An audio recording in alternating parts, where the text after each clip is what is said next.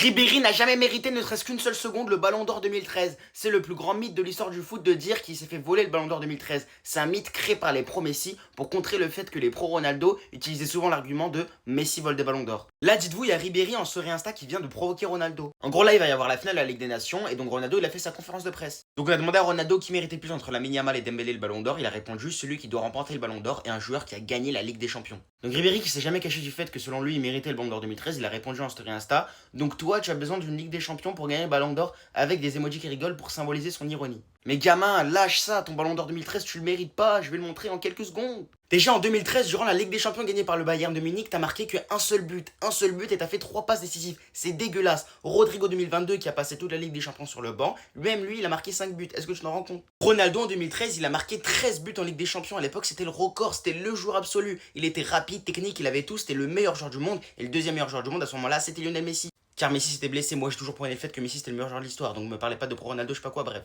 En 2013, petit Goret, t'as mis 13 buts, Ronaldo en a mis 18 de son mauvais pied, Ne parlez pas de jeu, Ronaldo dans le jeu il était bien meilleur que Ribéry. Maintenant oui, Ribéry a gagné la Ligue des Champions avec le Bayern de Munich, mais il est arrivé 10e meilleur buteur en tant qu'attaquant. Il était ailier gauche, il était carré par Thomas Müller et par Robben. Le meilleur joueur du Bayern de Munich, c'était soit Thomas Müller, soit Robben. Le seul match qui est un petit peu iconique de Ribéry en 2013, c'est sa demi-finale retour contre le Barça parce qu'il fait glisser Messi. À part ça, Robben et Müller, ils étaient largement au-dessus de lui. Les 3 meilleurs joueurs du monde en 2013, c'était Ronaldo, Messi et Robben. Pas Ribéry, Robben te l'avait. D'ailleurs, bien pour ça que t'as même pas fini deuxième au Ballon d'Or 2013, que tu t'es soi-disant fait voler. C'est Messi qui a fini deuxième. Logique, Ronaldo et Messi, c'était les meilleurs joueurs du monde. Rappelle-moi des définitions du Ballon d'Or, c'est le meilleur joueur du monde qui doit l'avoir. Simple. J'ai même pas parlé du fait que Ronaldo, lui tout seul, il avait des meilleurs stats que toi, plus Messi combiné. Messi qui était quadruple Ballon d'Or, je le rappelle. Pour briser le mythe une bonne fois pour toutes, oui, les votes ils ont été prolongés jusqu'au 29 novembre alors qu'ils devaient se finir initialement le 15 novembre. C'est pas pour avoir avantagé Cristiano Ronaldo que la FIFA ils ont fait ça. C'est juste que moins de 50% des journalistes qui devaient initialement voter pour le Ballon d'Or,